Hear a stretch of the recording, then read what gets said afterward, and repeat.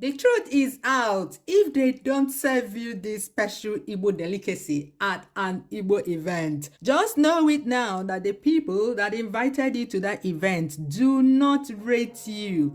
Ukwa ahụ, ukwa etelete, ntegbuko, reserved only for special guests. That's why the cooler of Ukwa is usually hidden in a vault for safekeeping. I normally use this cup to measure the Ukwa, dry Ukwa, that I and my family will eat.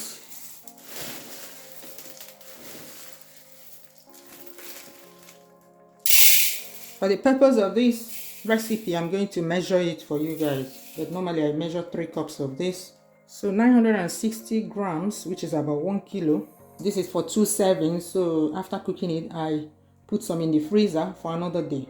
This is because if I want to cook 1 serving in my pressure cooker, it doesn't come up to the minimum level. So I have to cook 2 servings. In this video, I'll share how to prepare the most delicious okwa. Moist okwa that melts in the mouth using this dry okwa. This is the one we have in Obodo Igbo. We don't have the luxury of fresh okwa like those in Nigeria. So if your dry okwa has not been giving you anything close to what fresh okwa would give, come with me, let's prepare this together. This can contain dust, it's dried in the sun. It can contain dust, it can contain breadfruit peels. So I need to wash that. It can contain stones.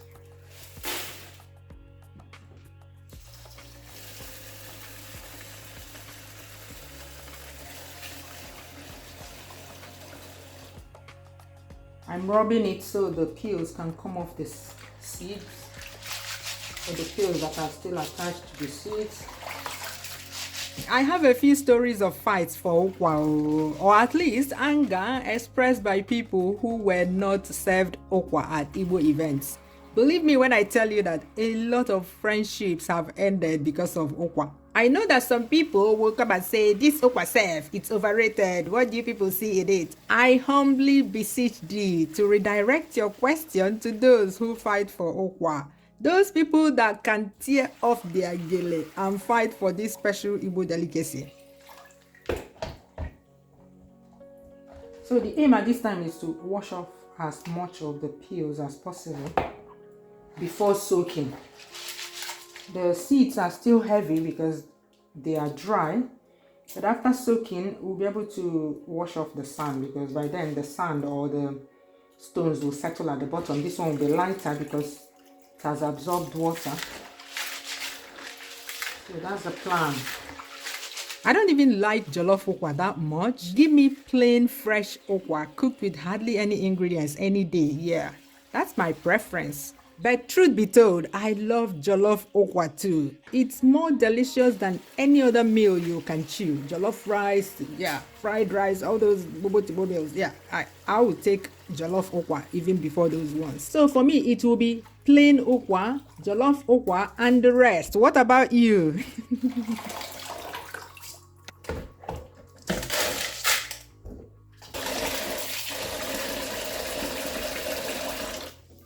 I'll soak it like that and see if more of them will come off by the time it's soaked. I usually soak okwa, dry okwa, overnight. Soak it in the evening and cook it the next day. But if you're in a hurry, a minimum of 3 hours. Yeah, minimum of 3 hours, even 5 hours. Yeah. Here are the ingredients I'll be using. My husband likes okwa that contains corn. The rest of us don't like it, so we're going to add corn, sweet corn to his. In Nigeria, if it's corn season, you should use fresh corn, freshly harvested corn. Salt, leafy vegetable. In Obodo Igbo, I am using spinach. But in Nigeria, I would use fresh bitter leaves, not washed bitter leaves, the leaf, the whole leaf, as you pluck it from the plant. Palm oil, potash. Even though I'll be using a pressure pot to cook the okwa, I prefer my okwa so soft that it melts in the mouth. So I'll be adding this food tenderizer. If you don't eat it, I don't know what else you can use. I don't know if baking soda can do the job without changing the taste of the meal. And I'll be adding fish because this is jollof ukwa. I'll be adding dry fish. My husband doesn't really like this dry fish, but for completeness of this jollof ukwa, we are going to be adding it. And then fresh pepper. It has that mist because it just came out of the freezer. Habanero pepper, or scotch bonnet pepper, or cayenne pepper, so long as it's fresh so that the flavor can come out. Even though you don't normally add onions to ukwa, but I want to add onions today. Onions gives it a nice taste, especially because it's jollof ukwa. If I were adding, because some people add ogiri to jollof ukwa, if I were adding ogiri, I wouldn't add onions because they will clash. I hope I brought out everything that I need to cook this. Let's go. Pour some water here, leave it to soak and settle. Wash this one very well.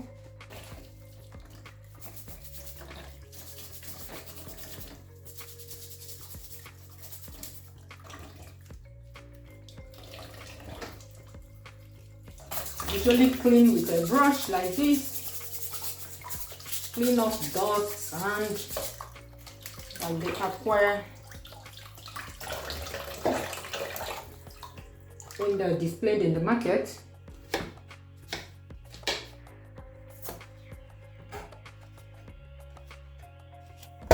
And of course, ukwa.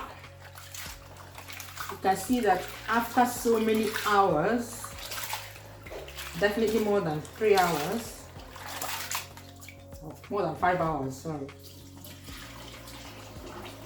I can wash it again.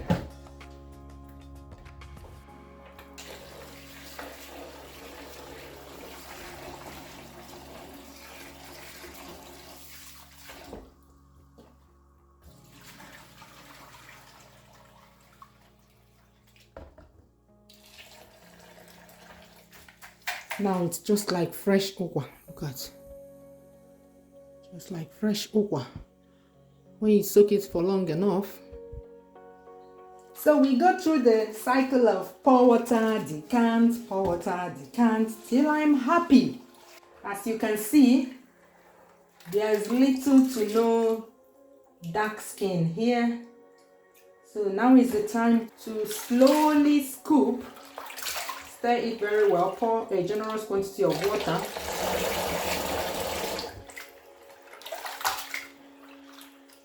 And gently scoop the ukwa. Remember now the ukwa is lighter because it's soaked up water, soaked. Gently scoop the top because the sand, which is now much heavier than the ukwa, will settle at the bottom. Stones, look at them.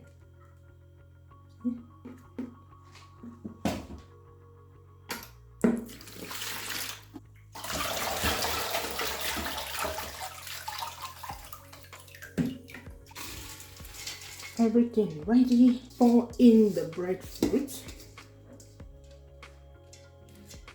Add the dry fish, add the onions.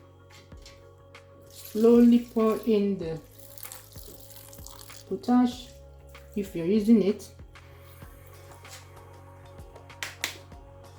Pour in palm oil. This pressure pot, you're cooking everything in here.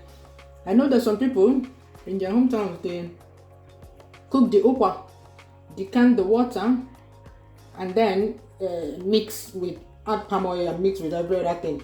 This is dry ukwa, so you can't even cook it like that. The water you get from dry ukwa is tasteless, so let's not bother. It's only fresh ukwa that I do that with. Add salt and add water to cover it. The amount of water you add depends on the consistency you want for the ukwa.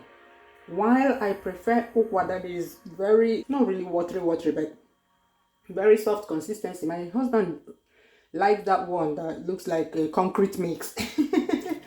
So we try to find a balance. For my pressure cooker, I just need to pour water 1 inch above the level of the ukwa to achieve that medium consistency. Then cover and start cooking on medium heat. Okay, my cooker has settings 1 to 6, so I put it on 4. For the leaves, you don't really do anything to it. I just remove the stalk. Finish. I'm going to add it like that to the pot.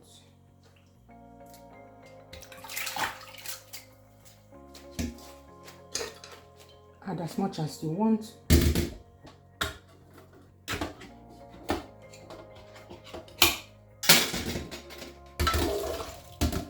Rinse the corn of preservatives.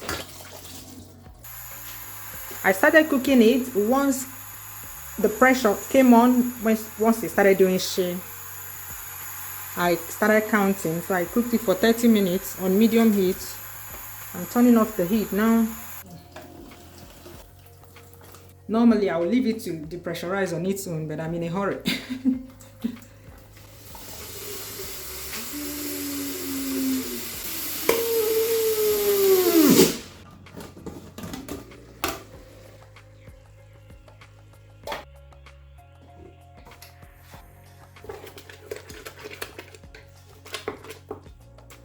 See? It's perfect for me. When it cools down to a comfortable temperature, it will be thicker. Needs a little bit more salt.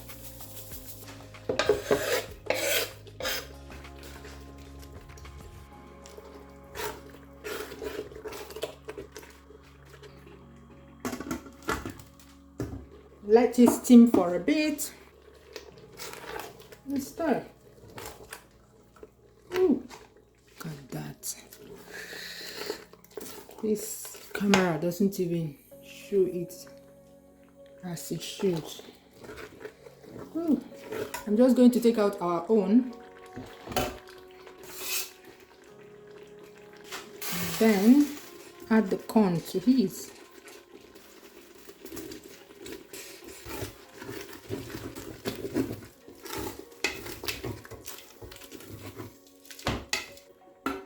Over and heat it up. Once it heats up again, it's done. Look at that with the corn. Look at that. Moist ukwa. Have you liked this video yet? Have you? Bye bye. See you soon.